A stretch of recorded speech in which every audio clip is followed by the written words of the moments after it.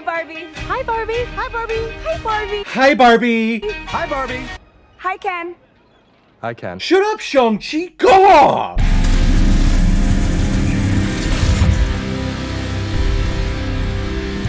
Barbie released this past weekend in 2023 and is directed by Greta Gerwig, who has also directed such films like Nights and Weekends, Lady Bird, and Little Women. And this film is starring Margot Robbie, Ryan Gosling, America Ferrera, Kate McKinnon, Issa Rae, Rhea Perlman, Simu Liu, and Will Ferrell. Stereotypical Barbie is going about her stereotypical ways in the magical world of Barbiedom. But recently, Barbie is experiencing a mental crisis, which causes her to question her existence in this world. So in order to obtain the answers that she's looking for, she must travel to the real world so that she can find the little girl who's playing with her to see if everything is going all right in their world. And I said this for my review of Oppenheimer, and I have to say it for this film, that this film's marketing campaign, how it combined on social media with Oppenheimer to create Barbieheimer, is one of the most brilliant things I have ever seen before in the history of film. Two different film studios embracing that another film is coming out the same day and just saying, hey, instead of just going to see one or the other, why not go see both and make it a double feature? Oppenheimer and Barbie is a tremendous double feature. Everyone should experience it. And it seems like everyone is experiencing at least half of Barbieheimer, because this movie is on track to being the highest grossing movie in the entire year. And if you would have asked me at the beginning of this year if that was going to happen, I would have said, no way, Jose. But after watching it, I have to say I absolutely agree with it, and this film absolutely deserves it, because it blew my expectations out of the water. My bar for excitement of this movie was very low. Not in that the subject matter was uninteresting to me. I think it was very interesting. I was just expecting like a parody on like the toy world of Barbie and having it be a very surface level film. But this thing is anything but surface level. There is so much emotion and so many great messages in here, especially when it comes to women, but also just for anyone who's a human being on this planet. There are great messages in here as well. And the biggest kudos needs to go to director Greta Gerwig, who really just brings a wonderful and beautiful eye to creating this Barbie world. The production design here is so freaking cool. It looks like you're in a Barbie land, like someone who had all of the Barbie houses, all of the Barbie clothes growing up.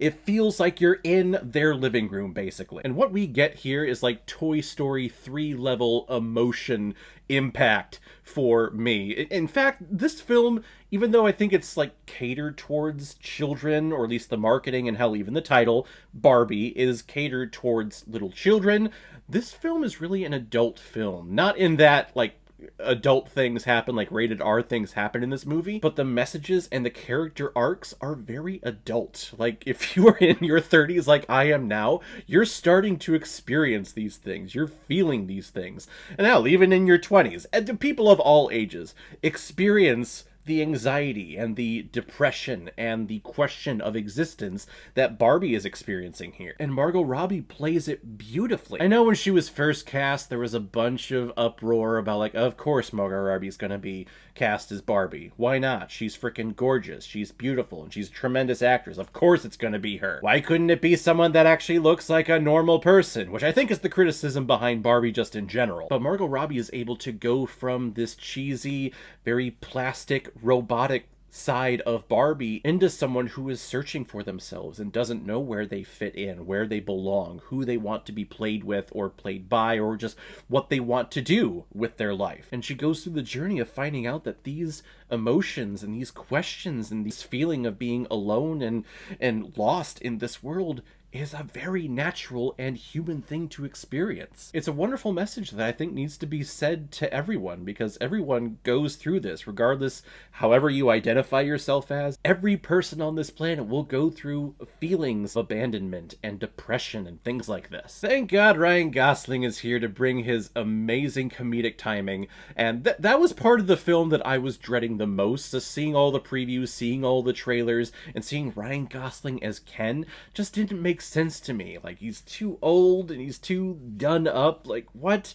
We could have found anyone else. But Ryan Gosling has tremendous comedic timing that absolutely works in here. He has an entire musical sequence towards the end of the film where he and the other Kens are going basically in a huge plastic dance-off, kinda. The song is hilarious. He is hilarious all throughout this film. The biggest surprise by far was him. He was tremendous. Kate McKinnon is here, and she was fantastic as Weird Barbie. She was always like in the splits formation. Her hair was all burnt up, and she had makeup all over her face because the girl who was playing with her too rough. So in the Barbie world, she's known as just Weird Barbie. And she does her Kate McKinnon isms, and if you're not a fan of that, maybe you're not going to enjoy her performance, but I am a big fan of that. I think she's a hilarious comedian, and she's great in here too. The only downsides I felt and experienced with this movie was the pacing. There were points where I felt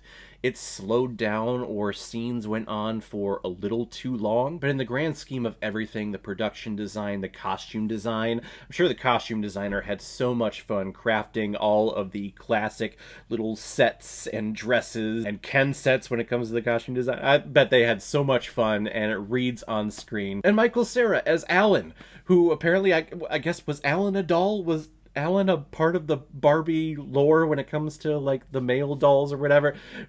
He was fantastic. He was like, he would appear every once in a while and just be like, hey, I'm Alan. It was hilarious. It was great. And big kudos goes to Greta Gerwig for putting in the little one-liner that goes against the fan base of the Snyder Cut. Just kind of poking fun at him. I always love it because I think the Snyder Cut fan base, and I'm part of it, I just think they take it way too seriously and they need to move on because that's what we're doing. That little zinger I thought was fantastic. I thought it was perfect. Barbie was a surprisingly enjoyable time, and if you haven't already seen it, I definitely recommend that you do. This film was a big enjoyment, and it's a perfect foil when it comes to Oppenheimer that came out the same day. You had a 3-hour serious drama, and here we have a 2-hour comedy that also deals with some dramatic elements, but in a fun way. I'm gonna give Barbie 4 out of 5 Blu-rays.